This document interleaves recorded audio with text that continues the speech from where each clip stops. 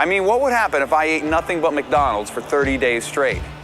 Would I suddenly be on the fast track to becoming an obese American? Supersize Me. Supersize Me, a groundbreaking 2004 documentary film by Morgan Spurlock, portrays the complicated relationship between Americans and food. Spurlock's film oscillates between two drastically different portrayals of obese people. What's the matter with you, you fat pig? Don't you know how dangerous it is to be so overweight? Stop eating, for God's sake, and don't you dare get dessert. And what's the matter with you, right? Same logic. On one hand, obese people are the drug addicts, powerless against their brain's impulse to consume fast food. Multiple guests in the film mention fast food and drugs in tandem, highlighting their similarities. I'd be hard-pressed to find a distinction between those two examples. However, this interaction between Spurlock and his girlfriend reveals the issues with simply labeling fast food as addictive. I like bacon. I love pork chops. Ham is the greatest thing heroin ever. Heroin is awesome. I'm sure it's Heroin great. and ham are in completely different categories.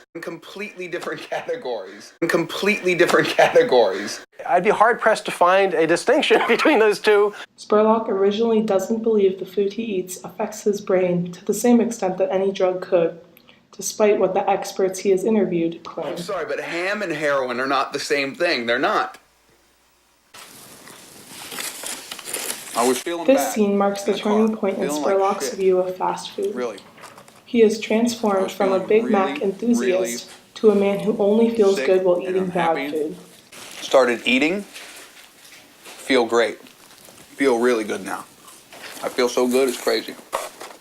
Another interview with a doctor clarifies to viewers the correlation between drugs and fast food by describing a heroin-blocking drug that can be used to curb fast food addiction. And it blocks the opiate receptors in the brain. Heroin doesn't work, he wakes up. If I give that same drug to a real chocolate addict, a person just shoveling it in, you find the most amazing thing. They lose much of their interest in chocolate. The moral question of how best to confront the so-called obesity epidemic haunts Spurlock's film through contradictions and conflicting viewpoints.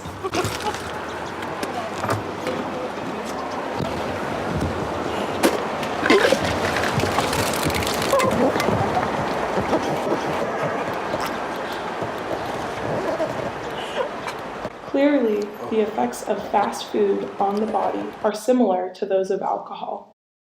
They could theoretically wipe out the liver, wipe out all the liver cells and there'd be liver failure. Are going to end up with liver failure. We see people who go on an alcohol binge and their numbers go up like crazy. But to go on, a Mac attack, it attacks your liver too. This combination of scenes is disturbing. If addiction to food is the cause behind the obesity epidemic, why isn't the drug previously discussed routinely prescribed to obese people? Spurlock attempts to rationalize this conflict by exploring the question of where does personal responsibility stop and corporate responsibility begin? It's a matter of common knowledge that any processing that its foods undergo serve to make them more harmful than unprocessed foods. In keeping with the helpless addict line of thinking, Spurlock boldly infers that most people are educated about their health. That most of us know isn't good for you to begin with. He then goes on to disprove this through interviews with citizens who reveal their own lack of knowledge about food. What's a calorie? Oh, Jesus. I don't know. That most of us know isn't good for you to begin with. That most of us know isn't good for you to begin with. That most of us know. I don't know. Further compounding the dilemma between personal fault and general fault, Spurlock includes clips in which obese people pinpoint the blame on themselves. The problem is the world's not going to change. You have to change. You have to change. You have to change. This further confuses viewers. Once again, whose fault is the confusion? Spurlock introduces another factor to blame: money. Spurlock freely spouts facts about how The average American child sees 10,000 food advertisements per year on television. claiming that the health and food industry spends 100 times less than just the direct media budget of one candy company. It's not about money. It's not about economics. It's about health.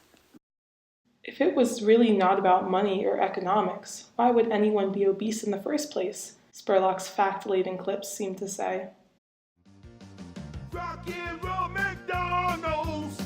bottom line is the obesity epidemic is much more complex than the surface of Supersize Me indicates. One man's fast food binge reveals just how difficult it is to pinpoint blame.